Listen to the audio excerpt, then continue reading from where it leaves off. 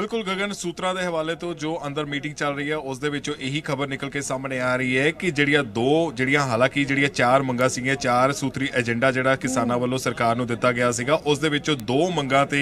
सरकार जिहड़ी है गौर फरमाउण दे लई तैयार है। उहदे विच जिहड़ा बिजली विधेयक बिल जिहड़ा 2020 हैगा ते दूसरा जिहड़ा पराली नूं लैके जिहड़ा पोल्यूशन ऑर्डीनेंस जिहड़ा हैगा उस दे विच किसानां नूं बाहर रखण दा जिहड़ा प्रस्ताव जिहड़ा हैगा ਉਹ सरकार वालों किसानां नूं दिता गया। पर ਇਹ सूत्रों के हवाले तो खबर है क्योंकि ਜਿਹੜੀ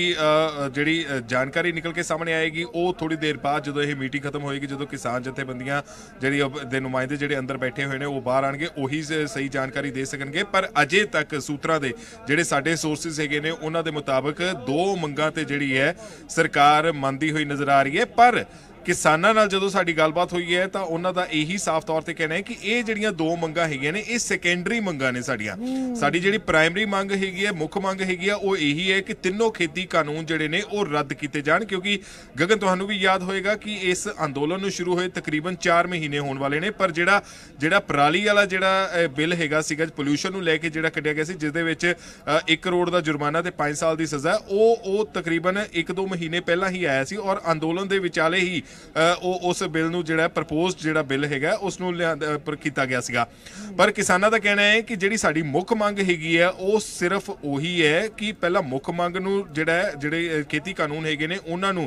रद्द कीता जावे क्योंकि ये सैकेंडरी मंगां ने। ये मंगां उन्हां ने बाद दे विच रखियां सी क्योंकि जदों अंदोलन दी शुरुआत हुई सी अंदोलन इसे नूं लैके शुरू कीता गया सी कि जिहड़ा पंजाब तो शुरू होकर दिल्ली पहुंचिया वो सीगा कि ये खेती कानून जिहड़े नवें इंट्रोड्यूस जिहड़े कीते गए ने इन्हां नूं रद्द कीता जावे। सो अजे तक जिहड़ी यही निकल के खबर सामने आ रही है कि सरकार ने जदों ये दूसरे दौर की जदों लंच तो बाद जदों बैठक हुई जदों गलबात शुरू हुई तो सरकार ने कहा कि दो जिहड़े प्रपोज्ड बिल हैगे ने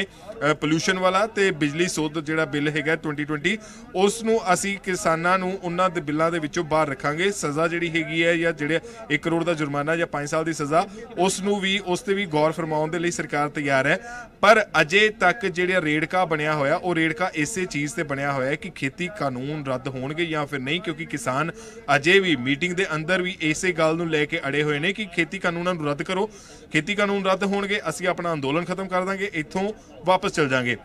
पर सरकार वालों एक होर जिहड़ा प्रपोज जिहड़ा वो प्रपोजल जिहड़ा हैगा वो किसानां दे सामने रखिया गया कमेटी दा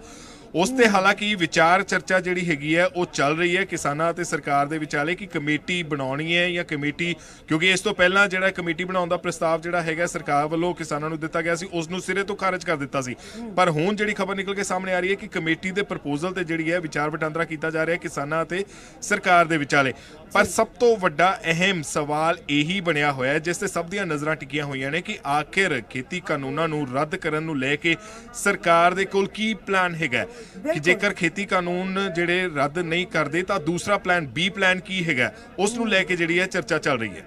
बिल्कुल वासु एक जानकारी होर क्योंकि अड़ी हाले भी उत्थे ही खड़ी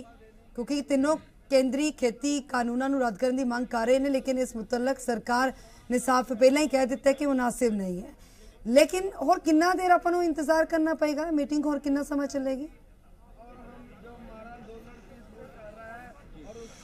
बिल्कुल जो अजे तक साडे सोर्सिस तो जानकारी निकल के सामने आ रही है कि हुण तो थोड़ी देर बाद यह मीटिंग खत्म होने वाली है क्योंकि दूसरे दौर की यह मीटिंग चल रही है क्योंकि लंच तो पहला जिहड़ी प्रेजेंटेशन दा होया उस तो बाद जिहड़ी हुण यह सारी जिहड़ी चर्चा की जा रही है कि कमेटी का जिहड़ा प्रस्ताव जिहड़ा रखा गया है या जिहड़े ये दो बिल जिहड़े हैगे ने क्योंकि कल जिहड़ी मीटिंग हुई सी गृह मंत्री अमित शाह होना दे नाल जिस मीटिंग दे विच नरेंद्र तोमर जिहड़े खेतीबाड़ी मंत्री हैगे ने ते रेल मंत्री पीयूष गोयल भी शामिल सन उस दे विच यही रणनीति तैयार की गई सी कि दो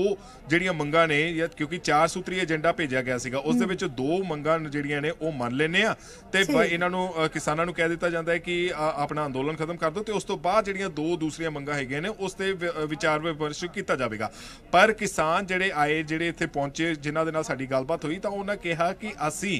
साडी जिहड़ी प्राइमरी मंग है जिहड़ी मुख मंग हैगी है उस ते ही असीं अज चर्चा करांगे। बेशक ये 4 मंगां हैगियां ने पर ये सैकेंडरी मंगां ने प्राइमरी जिहड़ी साडी मंग हैगी ਹੈ ਉਹ ਇਹੀ ਹੈ ਕਿ ਖੇਤੀ ਕਾਨੂੰਨ ਰੱਦ ਹੋਣ। ਹੁਣ ਇਸੇ ਨੂੰ ਲੈ ਕੇ ਜਿਹੜੀ ਹੈ ਚਰਚਾ ਜਿਹੜੀ ਹੈ ਵਿਗਿਆਨ ਭਵਨ ਦੇ ਅੰਦਰ ਚੱਲ ਰਹੀ ਹੈ। ਮੀਟਿੰਗ ਦਾ ਜਿਹੜੀ ਹੈ 6ਵੇਂ ਗੇੜ ਦੀ ਮੀਟਿੰਗ ਦੇ ਵਿੱਚ ਜਿਹੜੇ ਇਹ ਸਾਰੇ ਮੰਤਰੀ ਬੈਠੇ ਹੋਏ ਨੇ, ਕਿਸਾਨ ਆਗੂ ਵੀ ਬੈਠੇ ਹੋਏ ਨੇ। ਇਸ ਸਭ ਦੇ ਵਿਚਾਲੇ ਬੇਸ਼ੱਕ ਇੱਕ ਪੋਜ਼ਿਟਿਵ ਜਿਹੜੀ ਤਸਵੀਰ ਉਹ ਵੀ ਵੇਖਣ ਨੂੰ ਮਿਲੀ ਕਿ ਜਿਹੜਾ ਖਾਣਾ ਜਿਹੜਾ ਲੰਗਰ ਜਿਹੜਾ ਇੱਥੇ ਪਹੁੰਚਿਆ ਸੀਗਾ ਕਿਸਾਨਾਂ ਦੇ ਲਈ, ਕਿਸਾਨ ਜਥੇਬੰਦੀਆਂ ਦੇ ਲਈ, ਉਹ ਮੰਤਰੀਆਂ ਨੇ ਵੀ ਅੱਜ, ਕਿਉਂਕਿ ਇਸ ਤੋਂ ਪਹਿਲਾਂ ਜਿਹੜੀਆਂ 2 ਮੀਟਿੰਗਸ ਹੋਈਆਂ ਸੀਗੀਆਂ ਉਸ ਦੇ ਵਿੱਚ ਕਿਸਾਨਾਂ ਨੇ ਰਿਜੈਕਟ ਕਰ ਦਿੱਤਾ ਸੀਗਾ ਕਿ ਅਸੀਂ ਸਰਕਾਰ ਦਾ ਖਾਣਾ ਨਹੀਂ ਖਾਵਾਂਗੇ, ਪਰ ਅੱਜ ਜਿਹੜੇ ਇਹ ਤਿੰਨੋਂ ਮੰਤਰੀ ਜਿਹੜੇ ਹੈਗੇ ਨੇ ਉਹਨਾਂ ਨੇ ਕਿਸਾਨਾਂ ਦੇ ਨਾਲ ਬੈਠ ਕੇ ਉੱਥੇ ਜਿਹੜਾ ਇਹ ਖਾਣਾ ਵੀ ਖਾਦਾ। ਸੋ ਉਹ ਪੋਜ਼ਿਟਿਵ ਸੰਕੇਤ ਤਾਂ ਜ਼ਰੂਰ ਹੈਗਾ, ਪਰ ਉਹ ਪੋਜ਼ਿਟਿਵ ਸੰਕੇਤ ਜਾਂ ਉਹ ਪੋਜ਼ਿਟਿਵਿਟੀ ਜਿਹੜੀ ਹੈਗੀ ਹੈ ਕਿਸਾਨਾਂ ਤੱਕ ਪਹੁੰਚੀ ਹੈ ਜਾਂ ਫਿਰ ਨਹੀਂ, ਇਹ ਵੇਖਣਾ ਦਿਲਚਸਪ ਹੋਵੇਗਾ। ਕਿਉਂਕਿ ਮੁੱਖ ਮੰਗ ਜਿਹੜੀ ਹੈਗੀ ਹੈ ਜਿਸ ਨੂੰ ਲੈ ਕੇ ਬਾਰ-ਬਾਰ ਅੜੀ ਹੋਈ ਹੈ ਕਿਸਾਨਾਂ ਦੀ ਵੀ ਤੇ ਸਰਕਾਰ ਦੀ ਵੀ, ਉਸ ਤੇ ਕੀ ਬਣਦਾ ਹੈ ਇਹ ਵੇਖਣਾ ਹੋਵੇ।